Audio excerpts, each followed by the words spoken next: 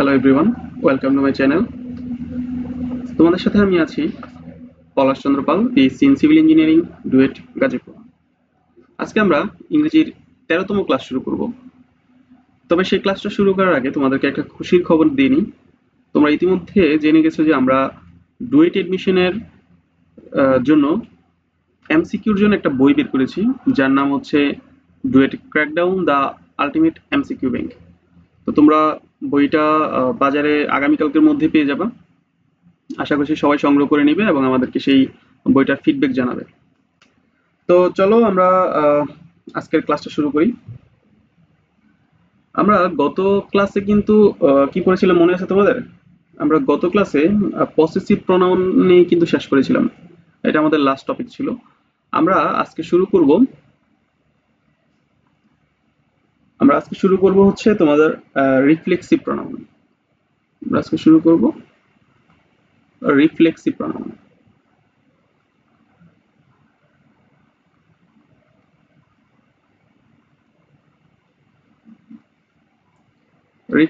Reflexive pronoun. তো reflexive প্রনাউনে দেখো, reflexive pronoun বলতে আমরা আসলে কোনটাকে বুঝি? রিফ্লেক্সিভ প্রনাউন বলতে আমরা সেই সকল প্রনাউনকে বুঝবো যে প্রনাউনগুলা আবার নিজেই নিজেকে বোঝাবে। তোমাদের কি মনে আছে যে আমরা প্রথম ক্লাসে যখন প্রনাউন নিয়ে আলোচনা করেছিলাম তখন কিন্তু বলেছিলাম যে রিফ্লেক্সিভের পাশে কিন্তু লিখে রাখো নিজেই নিজে, অর্থাৎ সে নিজেই নিজেকে বুঝাবে। এবং সেটা চেনার জন্য সহজ উপায় হচ্ছে এই রিফ্লেক্সিভ প্রনাউনগুলোর সাথে কিন্তু আমাদের যুক্ত থাকবে হচ্ছে কি, যুক্ত থাকবে সেলফ অথবা সেলফস। এই জিনিসগুলো হচ্ছে যুক্ত থাকবে। আচ্ছা, এখানে কিন্তু একটা শেখার জিনিস আছে, দেখো। সেলফ হচ্ছে সিঙ্গুলার ফর্ম, আর সেলফস হচ্ছে তার প্লুরাল ফর্ম। অনেকে কিন্তু এই ফর্মটা কিন্তু অনেকে ভুল করে থাকবে। তো এটা একটু দেখে রাখবা যে সেলফ তার প্লুরাল ফর্ম হচ্ছে সেলফস। তো কোনো ওয়ার্ড গুলা বা কোনো প্রনাউন গুলার সাথে প্রনাউনের সাথে দেখবা যে এই যখন এগুলো যুক্ত থাকবে, প্রনাউনের সাথে না, মানে যে ওয়ার্ড গুলার সাথে এগুলো যুক্ত থাকবে, টোটাল এই ওয়ার্ড এবং এই সেলফ বা সেলফ যুক্ত সম্পূর্ণ ওয়ার্ডটাকে তখন আমরা বলবো রিফ্লেক্সিভ প্রনাউন। এবং সেই ওয়ার্ডটা কার সাথে যুক্ত থাকবে সেটাও আমরা একটু পরে আলোচনা করতেছি। তবে আমরা শুরুতে হচ্ছে সেই কিছু ওয়ার্ড গুলা দেখি যেগুলো আমরা রিফ্লেক্সিভ প্রনাউন হিসেবে চিনি। ঠিক আছে, তাহলে বল দেখি কি কি আছে সেগুলো। যেমন আমার আছে my self, himself, her self. তারপর হচ্ছে দ্যাম, কি হবে সেলফ নাকি সেলফস? Them selves. কেন সেলফস হবে? আমরা একটু আগেই বললাম যে সেলফস হচ্ছে প্লুরাল ফর্ম, দ্যাম মানে তারা, অবশ্যই প্লুরাল, সেই জন্যই দ্যামের সাথে হবে দ্যাম সেলফস। তারপর হচ্ছে আমাদের থাকবে আওয়ার সেলফস, আওয়ার সাথে সেলফস অবশ্যই সেলফস হবে কারণ আওয়ার মানে প্লুরাল। তারপর ইউর সেলফ,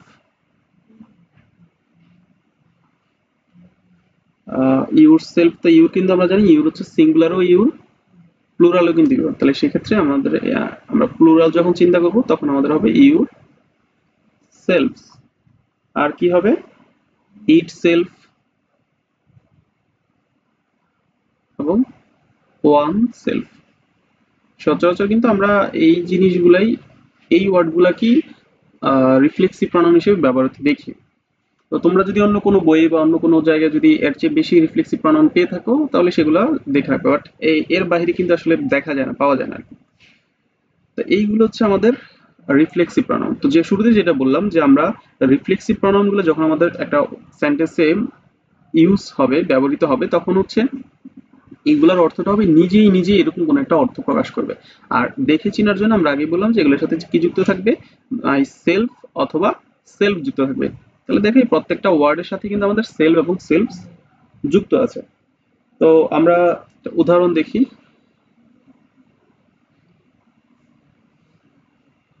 আমরা যদি বলি,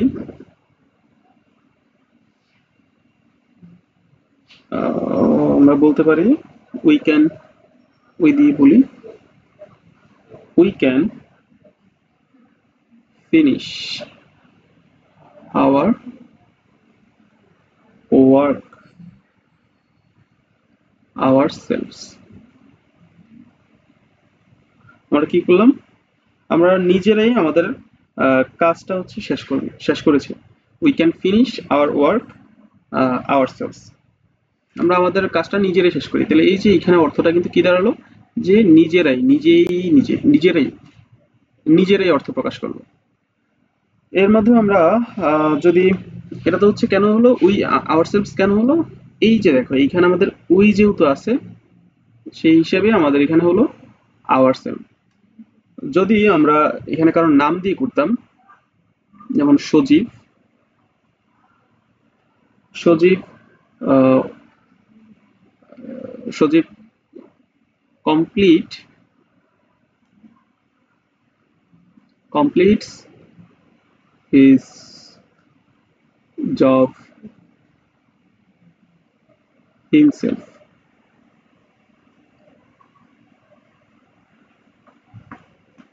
তাহলে Sajib completes his job himself, সে তার কাজটা নিজেই নিজেই শেষ করেছে।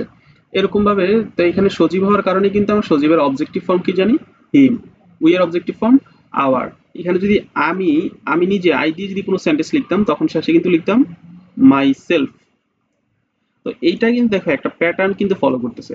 আমি আমি যখন সাবজেক্টে যেই জিনিসটাই লিখতেছি ওই সাবজেক্টের উপর ভিত্তি করেই কিন্তু সেখানে তার সাথে সেলফ বা সেলফ যুক্ত হচ্ছে। ঠিক আছে? তাহলে এই যে এখানে সেলফ বা সেলফ যুক্ত হলো, এটা কার সাথে হলো? এই যে বললাম যে সজীবের অবজেক্ট কিন্তু অবজেক্টিভ ফর্ম কিন্তু হিম।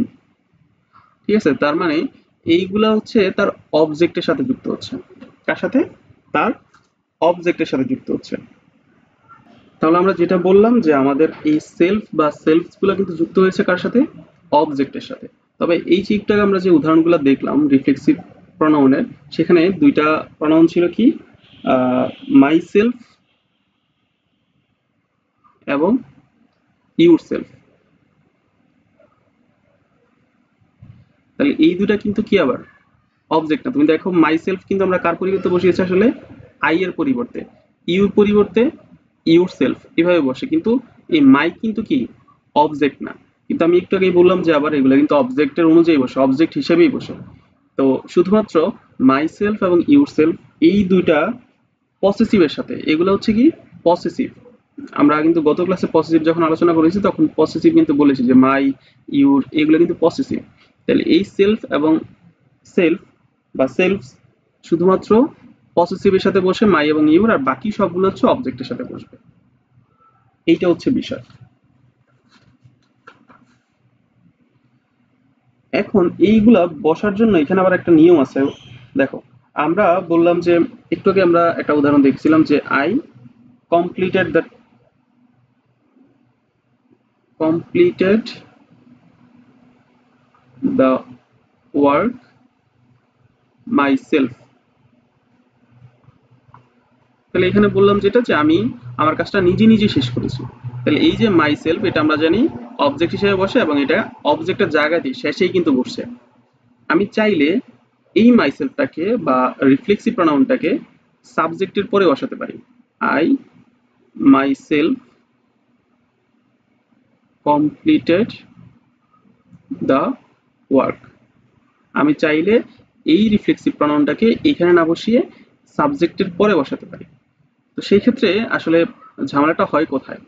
সেই ক্ষেত্রে ঝামেলাটা হয় আমি তখন এই রিফ্লেক্সিভ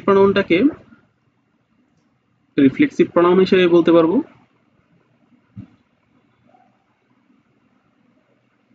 কিন্তু যখন আমি এই রিফ্লেক্সিভ প্রনাউনটাকে সাবজেক্টের পরে বসাবো তখন আমি আবার এটাকে রিফ্লেক্সিভ প্রনাউন না বলে সেটাকে আমি এমফেথেটিক প্রনাউন হিসেবেই বেশি পরিচিতি দিব। কি বলবো?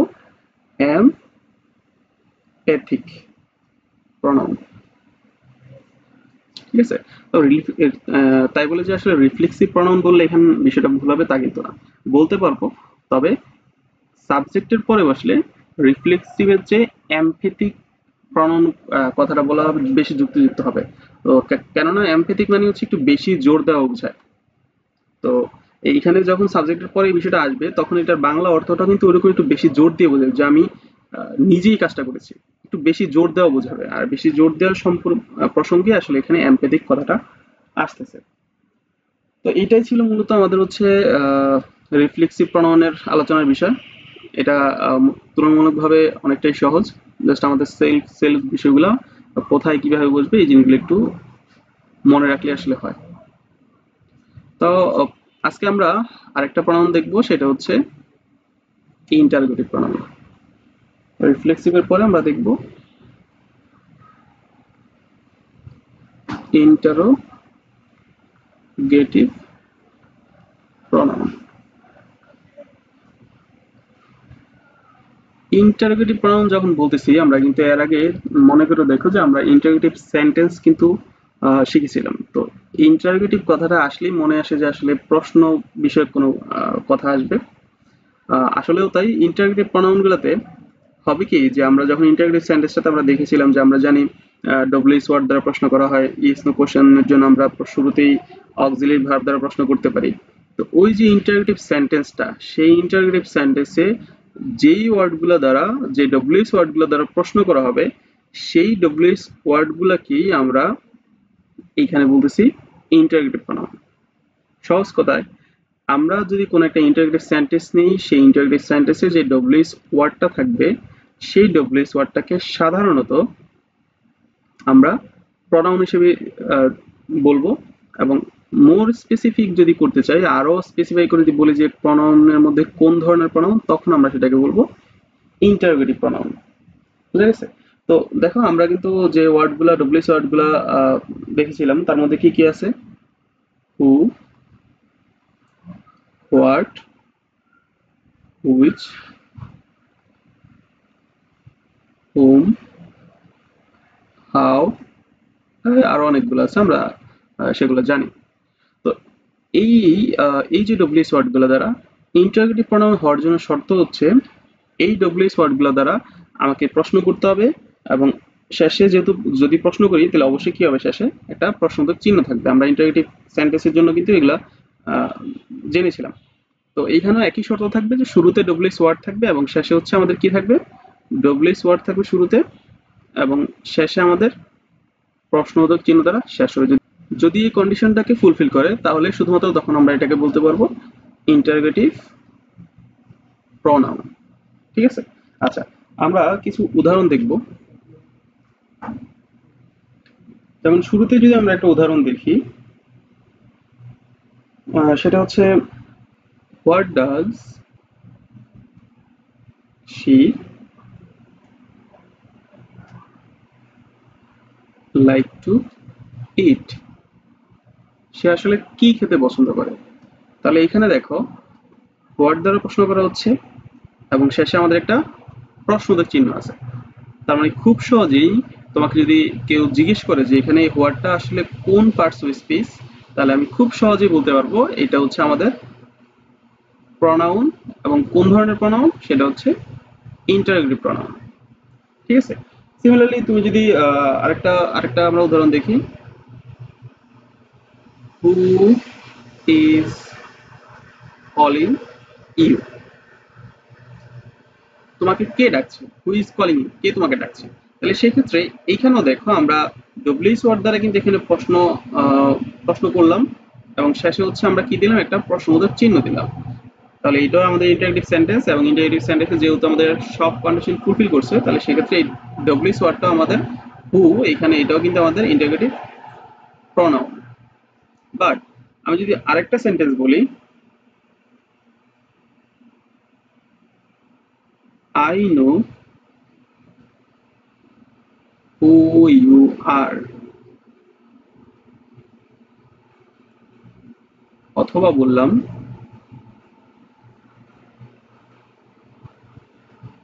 হি knows what you say,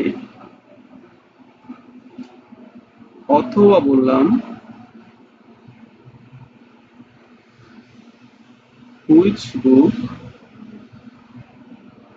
do you want to read. দেখো এইখানে কিন্তু আমরা তিনটা সেন্টেন্স লিখলাম। রাইট? এই তিনটে সেন্টেন্সের মধ্যে আমি তোমাকে এখন বললাম এই যে হু, এটা কোন পার্টস অফ স্পিচ, এই সেন্টেন্সের হোয়াট কোন পার্টস অফ স্পিচ, এবং এই সেন্টেন্সে হুইচ কোন পার্টস অফ স্পিচ। তো হু, হুইচ, হোয়াট এগুলা দেখেই যে আসলে এগুলো দেখলে যে ইন্টারোগেটিভ সেন্টেন্স অথবা এইগুলা ইন্টারোগেটিভ প্রনাউন, এই ধারণা থেকে আমাদেরকে কি করতে হবে, বের হয়ে আসতে হবে। কারণ আমরা এগুলা নিয়ে কিন্তু আগেও আলোচনা করেছি যে শুধুমাত্র ইন্টারোগেটিভ সেন্টেন্স বা ইন্টারোগেটিভ প্রনাউন তখনই হবে যখন সেই ইন্টারোগেটিভ সেন্টেন্সের সম্পূর্ণ কন্ডিশন ফুলফিল করবে, যার মধ্যে এই সাইন অফ ইন্টারোগেশন বা প্রশ্নোত্তর চিহ্নটা কিন্তু একটা গুরুত্বপূর্ণ ভূমিকা পালন করে। তো এখানে শুরুতেই দেখো এখানে কিন্তু এই প্রশ্নোত্তর চিহ্নটা কিন্তু আমাদের নাই। আর আমাদের শুরু কিন্তু ডব্লিউএস ওয়ার্ড দ্বারা হয় না, এই ডব্লিউএস ওয়ার্ডটা আমাদের বসছে মাঝখানে। তাহলে আমরা বলতে পারি যে এটা আসলে আমাদের ইন্টারেক্টিভ সেন্টেন্স না। আর যদি ইন্টারেক্টিভ সেন্টেন্স না হয় তাহলে সেই ক্ষেত্রে এই ডব্লিউএস ওয়ার্ডটা ইন্টারেক্টিভ প্রনাউন হওয়ার কোনো মানেই হয় না। তাহলে এখানে ডব্লিউএস ওয়ার্ডটা আসলে আমাদের ইন্টারেক্টিভ প্রনাউন না, এটা আমাদের আসলে কনজাংশন হিসেবে ব্যবহৃত হচ্ছে। কেন কনজাংশন, আমরা কনজাংশনের সময় বললাম যে এই বিষয়গুলো নিয়ে আলোচনা করব, বাট এইগুলো এখানে যে আমাদের ভেজাল লাগতে পারে সেই কারণে এখানে বলা। তারপর একটু বলে রাখি যে কনজাংশন হচ্ছে এই কারণে যে কনজাংশন মানে হচ্ছে দুইটা সেন্টেন্সকে বা দুইটা ক্লজকে যুক্ত করবে। আই নো একটা ক্লজ, ইউ আর একটা ক্লজ, ক্লজ কি আমরা এগুলো নিয়ে আলোচনা করব। জাস্ট এখন শুধু এতটুকুই জেনে রাখি যে দুইটা ক্লজকে যেহেতু একসাথে যুক্ত করছে সেই কারণে আমরা এখানে ওটাকে বলছি conjunction. Similarly he knows what you say, এই সেন্টেন্সের মধ্যে একই একই কন্ডিশন, একই কথাবার্তা, যেহেতু এখানে ফুল স্টপ আছে, একটা সেন্টেন্স অ্যাসার্টিভ সেন্টেন্স এবং দুইটা ক্লজকে একসাথে ওয়ার্ডস এন্ড ওয়ার্ডটা যুক্ত করছে, যার কারণে এটাও আমাদের কি, এটাও আমাদের কনজাংশন। বাট এইখানে কিন্তু দেখো আমাদের ইন্টিগ্রেটিভ সেন্টেন্সের যে কন্ডিশন সেটা কিন্তু এখানে ফুলফিল কিন্তু আমাদের হয়ে গেছে। Which book do you want to read, এখানে হুইচ ডব্লিউএস ওয়ার্ড দ্বারা প্রশ্ন শুরু হয়েছে এবং শেষে কিন্তু আমাদের সাইন অফ ইন্টারোগেশন কিন্তু আছে, প্রশ্নবোধক চিহ্ন কিন্তু আছে। তাহলে সেই অনুযায়ী এটা আমাদের interrogative sentence. But interrogative sentence হওয়ার পরেও এখানে ডব্লিউএস হুইচটা ইন্টারোগেটিভ প্রনাউন বলার চেয়ে এটাকে আমরা অ্যাডজেক্টিভ বেশি প্রিফার করি। কেন বেশি প্রিফার করি, যে আমার যে আসলে এখানে ইন্টারোগেটিভ প্রনাউন বললেই যে বিষয়টা ভুল হয়ে যাবে বিষয়টা কিন্তু এমন না। কারণ এখানে কিন্তু সব কন্ডিশন আমরা ফুলফিল করছি, ইন্টারোগেটিভ সেন্টেন্সে আছে ডব্লিউএস ওয়ার্ড, তাহলে অবশ্যই সেই ইন্টারোগেটিভ প্রনাউন হতে পারে।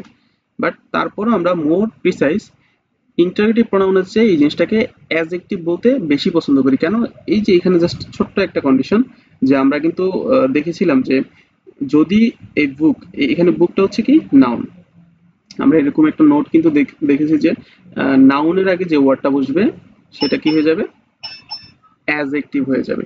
এই কারণেই এটা আসলে এখানে প্রনাউনের চেয়ে বেশি আমরা অ্যাডজেক্টিভ হিসেবে বেশি গুরুত্ব দিব। আর তুমি এখন যদি বলো যে আমি এটাকে ইন্টারোগেটিভ প্রনাউন বললে ভুল হবে কিনা, না আসলে এটা ভুল হবে না, এটা নিয়ে মারামারি কাটাকাটি করার কোনো দরকার নেই। এটা তুমি ইন্টারোগেটিভ প্রনাউন বলতে পারো, অ্যাডজেক্টিভও বলতে পারো। তবে দুইটার মধ্যে যদি বলে যে মোর প্রিসাইজ এই সেন্টেন্সের জন্য হুইচটা কি, তখন সেক্ষেত্রে তুমি এটাকে অ্যাডজেক্টিভ বলতে পারবে। বাট এই যে এইখানে কিন্তু দেখো আমাদের এইখানে কিন্তু নাউন ছিল না, ডাজ এটা কিন্তু নাউন না, যার কারণে আমি চোখ বন্ধ করে হোয়াটটাকে এখানে আমি ইন্টারোগেটিভ প্রনাউন বলতে পারছি। এখানে ইজ এটা কিন্তু নাউন ছিল না, যার কারণে এই এটার আগে যে হুটা আছে আমি এটাকে চোখ বন্ধ করে কি কি বলতে পারলাম, ইন্টারোগেটিভ প্রনাউন বলতে পারলাম। শুধু ঝামেলাটা পাচ্ছে আসলে এই জায়গাটাতে। তো এই বিষয়টাকে আমাদের একটু খেয়াল রাখতে হবে যখন এগুলা পরীক্ষা আমাদের এমসিকিউ হিসাবে আসবে, তখন কিন্তু এই যে এই জায়গাটাতেই তোমার কিন্তু কনফিউশন লেগে যাবে। তুমি এটাকে প্রনাউন দিবা, ইন্টারোগেটিভ প্রনাউন দিবা না অ্যাডজেক্টিভ দিবা না কি দিবা, সেই বিষয়টা কিন্তু এখানে ঝামেলা লেগে যেতে পারে। তাই এই বিষয়গুলো একটু খুব ভালোভাবে খেয়াল করতে হবে। তো ইন্টারোগেটিভ প্রনাউনের বিষয়টা কিন্তু খুব ছোট। এই বিষয়গুলা এইটা হচ্ছে তোমরা মানে এই ইন্টারোগেটিভ প্রনাউন থেকে আসলে এই জিনিসটাই বুঝার যে কখন আমি ইন্টারোগেটিভ প্রনাউনটাকে ইন্টারোগেটিভ প্রনাউনই বলতে পারবো, অথবা কখন সেটা চেঞ্জ হয়ে কনজাংশন বা অ্যাডজেক্টিভ হিসেবে রূপ নিতে পারে। তো এটাতে আসলে আর তেমন কিছু আমাদের জানার নেই। আমরা ইন্টারোগেটিভ প্রনাউনটা আজকে এই পর্যন্ত শেষ করব। আর নেক্সট ক্লাসে পরবর্তী যে কি আছে, পরবর্তী যে প্রকারভেদগুলো আছে প্রনাউনের সেগুলো নিয়ে আমরা আলোচনা করব। তো আজকের ক্লাসটা এই পর্যন্তই। সবাই ভালো থেকো, সুস্থ থেকো। ধন্যবাদ সবাইকে।